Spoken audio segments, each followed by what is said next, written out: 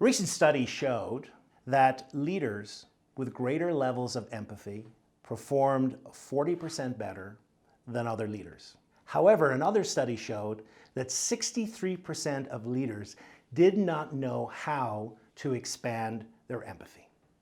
Well, today we're going to explore the world of empathy, and I'm going to give you some practical tips on how you can expand your empathy.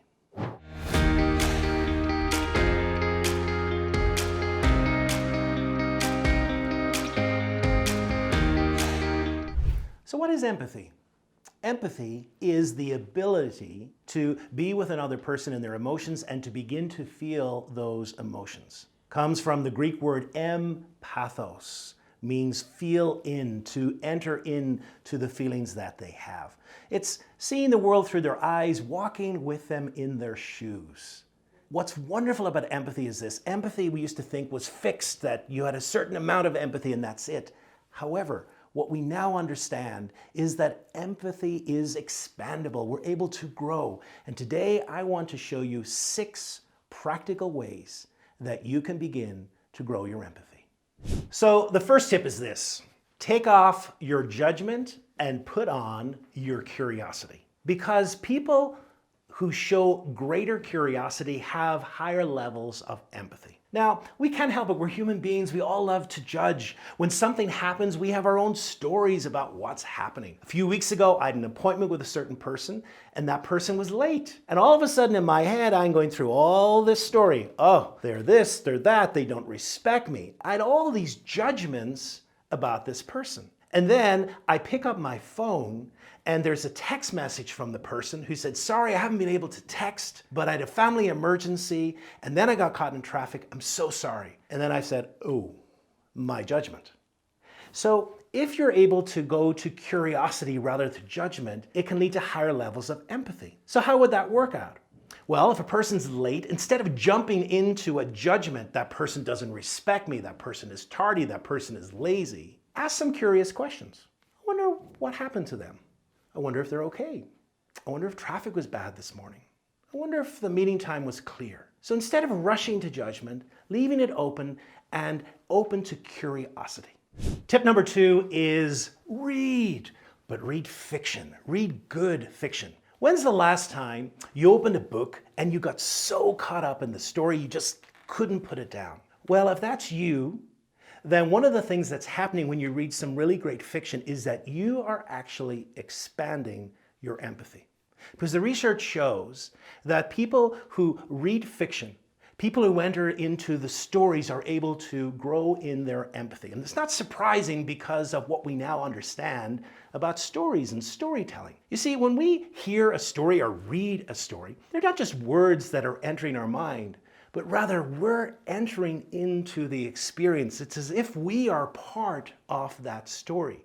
We are experiencing that story and we're experiencing all the emotions in that story. A few weeks ago, I read a book that I had read a few years ago. It was called Hotel on the Corner of Bitter and Sweet. It's this wonderful love story which takes place from the late 18th century right through World War II. And what's amazing is the different emotion experiences that I had reading that book. The 2 characters, Henry and Kiko, go through so many different experiences. I felt love, I felt joy, I felt bliss, I felt terror. I felt the pain of what it felt like for some of the Japanese being interned in camps during World War II. I felt hope, I felt hopelessness. All of those were enabling me to expand my empathy. So if you want to expand your empathy, read a little bit more, and hey, it's fun as well and takes your mind off other things. Tip number 3 is grow your circle of acquaintances. You see, we have a bias as human beings, and the bias is the in-group bias. That means the people that we hang out with, the people that we know, we tend to be more empathetic towards them than the stranger. And so therefore, the more diverse our gathering of people, the more diverse the people that we know, the more our empathy expands for those different groups as well. And so a challenge to you, the next time you're in a line for Starbucks or your favorite coffee shop and there's a stranger in front of you, why not engage them? Why not begin to talk with them? Why not pass the day with them? Because these beginnings of conversations and friendships will expand and grow our empathy. Tip number 4 is become a better listener. That's right, listen. Because at times we really don't listen. At times we're listening just to be able to respond to the other person. At times we're not fully listening and exploring the depth of what that person is saying to us. Because what's being communicated in those words are different emotions, different states of mind. And if we can add that first tip, curiosity, with this tip of listening, then we've got this wonderful, wonderful ability to enter into another person's stories, to begin to listen to some of the emotional language that they're expressing, and to be able to feel some of those emotions as well. Tip number 5, watch your nonverbals. I mean this in 2 different ways. First of all, be a watcher of nonverbals. You know, our emotions are not just feelings inside of us. Our emotions are not just words that we use, but rather our emotions are also felt in our body. If I said to you, what does it look like when a person is dejected? I think many of you will say, well, their shoulders will be down, their head may be down. That's right. What does it feel like if a person is successful or confident? Well, their body language will be open, their head will be held high, they may have a smile. So become a great watcher of nonverbals. I love to sit in an airport and just watch what's happening around me. Watch the different conversations going on, and I try and guess, what are they talking about? What's the body telling me? What is their body language saying?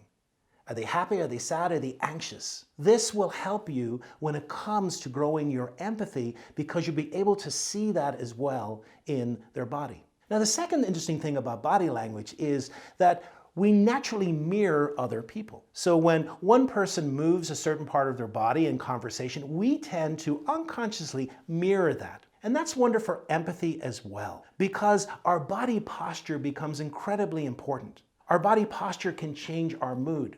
So just by us copying the body language of another person, we may begin to feel some of the emotions that they are feeling as well. Finally, the 6th tip is increase your emotional lexicon. What I mean by that is be able to name the different emotions that are happening, first of all, within ourselves, and that in turn will help us be able to name the emotions that another person is going through as well. You know, we all have a certain emotional ability to name the emotions that are going on. For some of us, that is limited. For others, it's a little more expansive. But I think, you know, there's great work to be done in just going through the different emotions, to be able to name them, to be able to put with them different physiological things that are happening in our body when we feel them. So say, for example, when we're angry, we feel hot, we feel tense, we feel our fists clasped, we feel our heart beating more. People who are better able to name the emotions are better able to manage their own emotions, and also better able to name the emotions that other people are going through. And that in turn helps us grow our empathy. So there you have it, 6 practical ways of growing your empathy. Be curious, less judgmental. Read more books, read great fiction. Expand your circle of acquaintances. Begin to be a better listener. Watch others and watch your own body language. And finally, increase your emotional lexicon. Now, if you've enjoyed this video, I think you'll also enjoy the next video, which is all about increasing our self-awareness. Remember that last point I talked about increasing our emotional lexicon? Well, I developed a free tool that you might find interesting. You'll find it here at this link, and it's an emotional lexicon to help you develop and grow your emotional words.